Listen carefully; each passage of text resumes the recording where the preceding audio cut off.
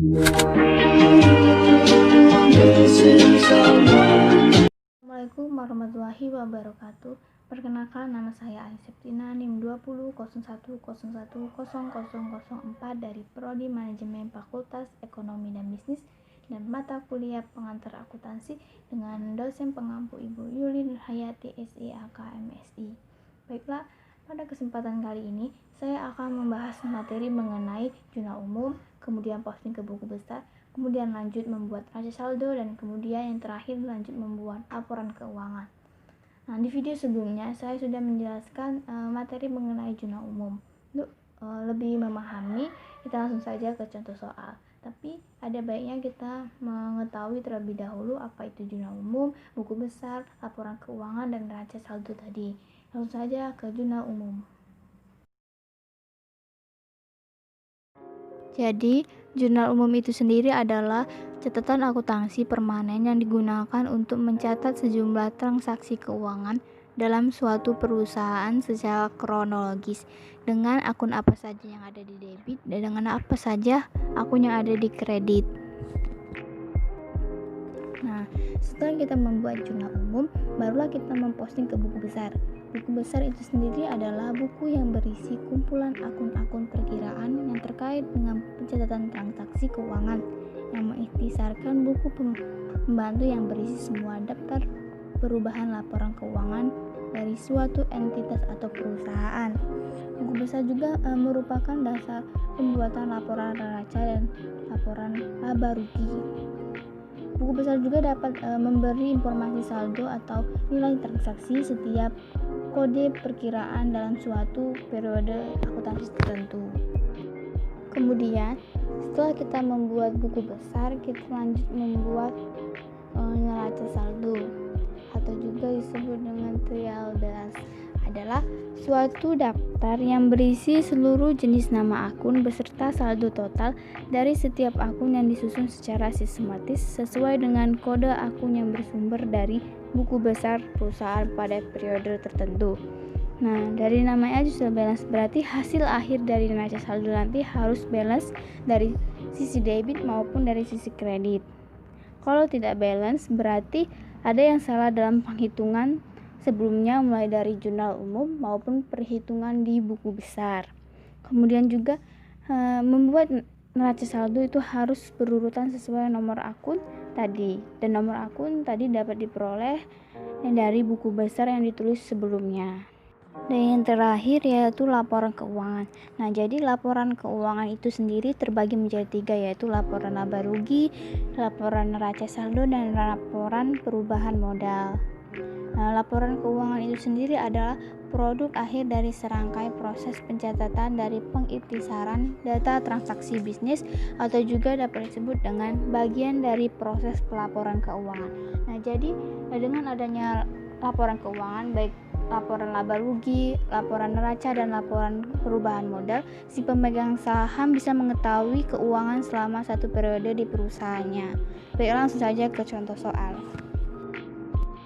Baiklah, kita langsung saja ke contoh soal. Berikut data transaksi pada bengkel motor Ayu pada bulan Juli 2021. Pada tanggal 1 Juli, bengkel motor Ayu menanam kas sejumlah 28 juta untuk pendana modal awal.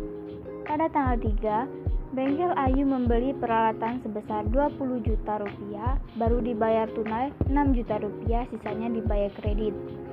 Pada tanggal 5, bengkel Ayu membeli perlengkapan bengkel secara tunai sebesar Rp1.600.000. Pada tanggal 12, bengkel Ayu telah menyelesaikan jasa servis motor sebesar Rp7.600.000 tetapi belum menerimanya. Pada tanggal 18, menerima pendapatan jasa servis motor sebesar Rp2 juta.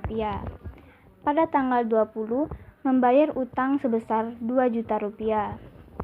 Pada tanggal 21, bengkel Ayu menerima pembayaran kas sebesar Rp2.800.000 dari pelanggan terkait jasa motor pada tanggal 12 kemarin.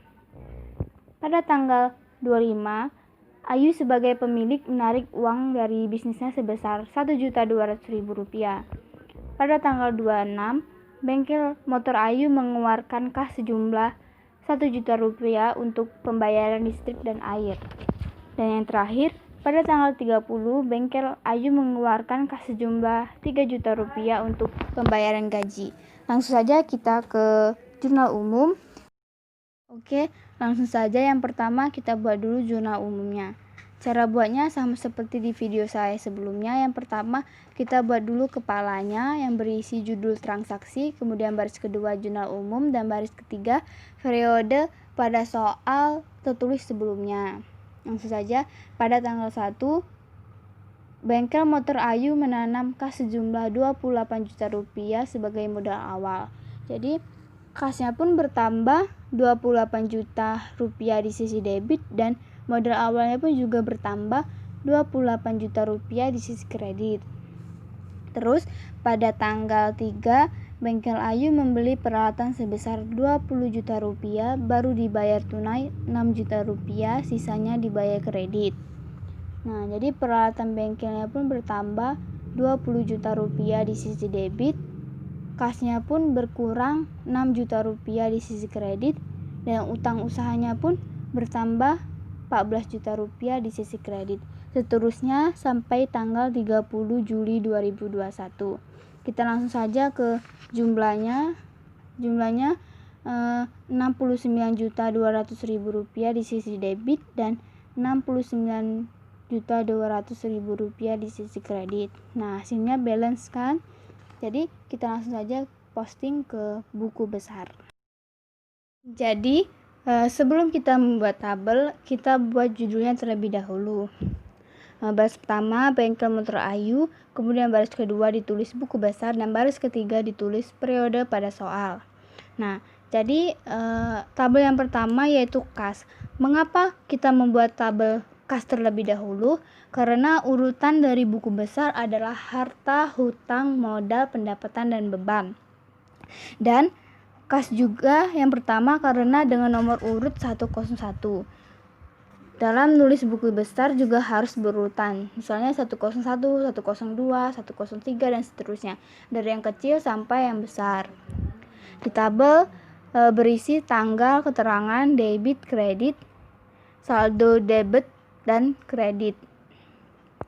Langsung saja, tanggal 1 ditetapkan sebagai saldo awal sebesar 28 juta rupiah di sisi debit.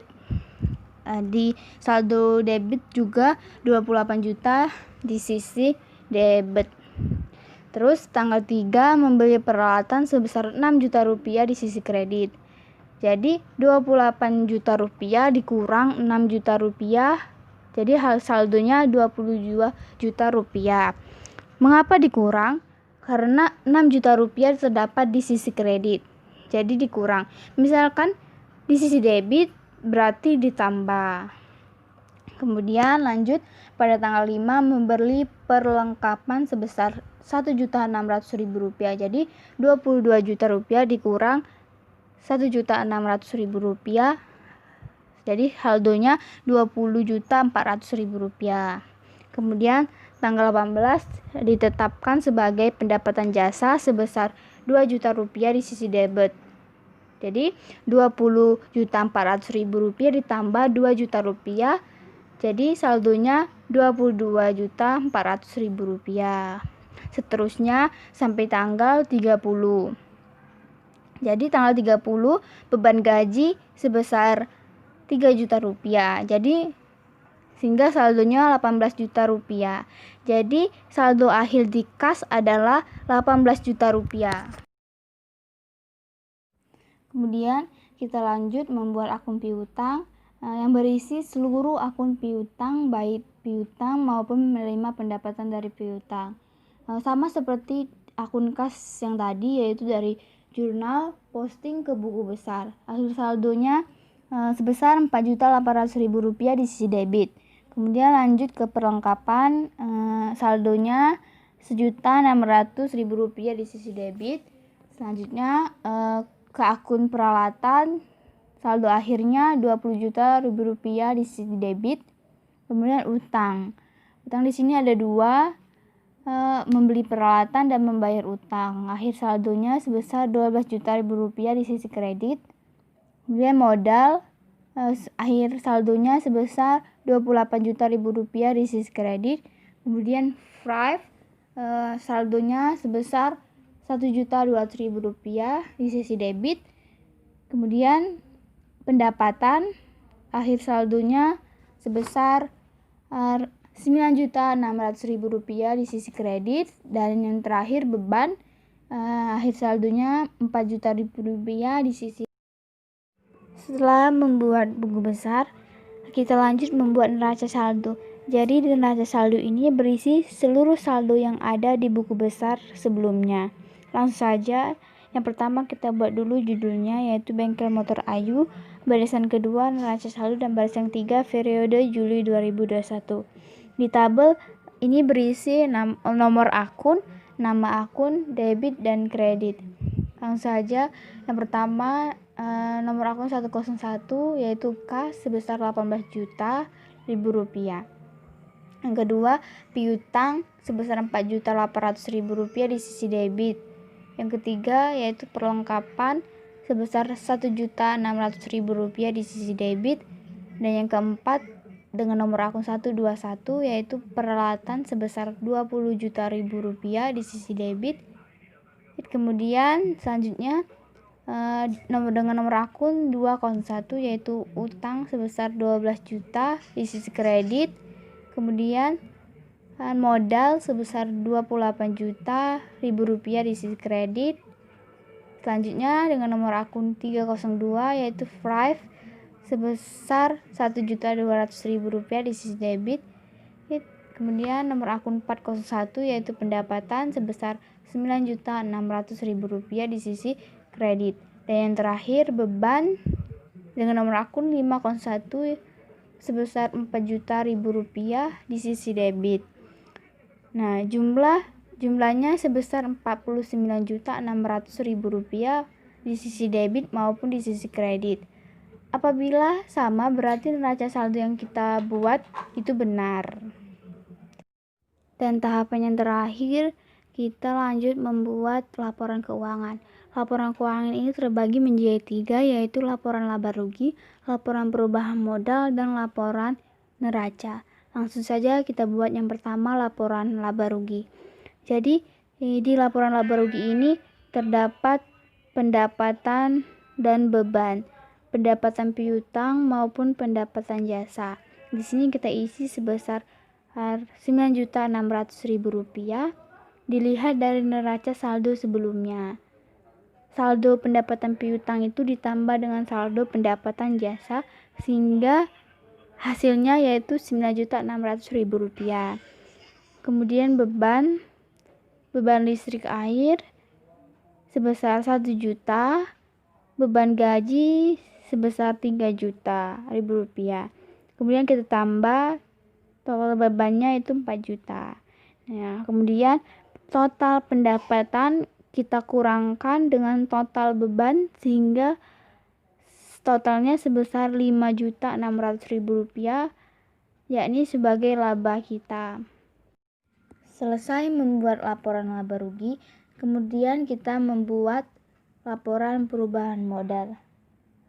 Sama saja kita buat dulu judulnya, yaitu Bengkel Motor Ayu, kemudian baris kedua laporan perubahan modal, dan baris ketiga periode Juli 2021.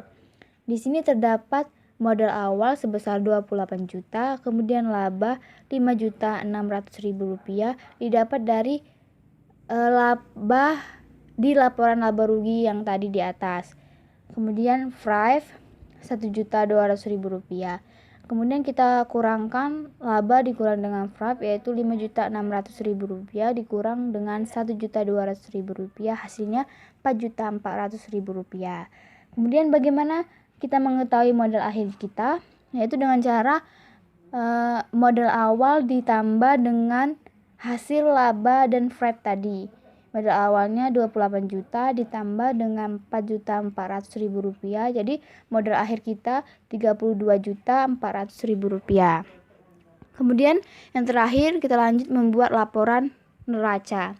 Di laporan neraca ini terbagi menjadi dua, yaitu di sisi kiri yaitu aktiva dan di sebelah kanannya yaitu pasiva. Aktiva atau harta juga terbagi jadi aktiva lancar atau aktiva tetap. Aktiva lancar terdiri dari kas sebesar 18 juta, piutang sebesar 4.800.000 dan perlengkapan sebesar 1.600.000 rupiah. Kemudian kas, piutang dan perlengkapan kita tambah, yaitu 18 juta ditambah 4.800.000 ditambah 1.600.000, total aktiva lancar jadi sebesar 24.400.000. Kemudian aktiva tetap cuma ada satu, yaitu peralatan sebesar 20 juta. Jadi total aktiva tetap sebesar 20 juta. Jadi aktiva lancar kita tambahkan ke aktiva tetap, jadi 24.400.000 ditambah 20 juta, total aktiva kita sebesar 44.400.000 rupiah. Kemudian pasiva itu terdiri dari kewajiban dan modal. Kewajiban itu utang sebesar 12 juta, kemudian modal yaitu modal akhir yang kita lihat dari laporan perubahan modal sebelumnya tadi. Jadi modal kita sebesar 32.400.000 rupiah. Jadi utang kita tambahkan dengan modal, jadi 12 juta ditambah 32.400.000, jadi hasilnya 44.400.000. Nah, jadi sama kan hasil total aktiva kita maupun pasiva kita sebesar 44.400.000. Apabila laporan keuangan kita hasilnya balance atau sama, berarti laporan keuangan itu benar. Baiklah, sekian dari saya penjelasan mengenai cara memposting jurnal umum ke buku besar, kemudian membuat neraca saldo, dan yang terakhir membuat laporan keuangan. Saya akhiri, wabillahi taufiq wal hidayah. Wassalamualaikum warahmatullahi wabarakatuh.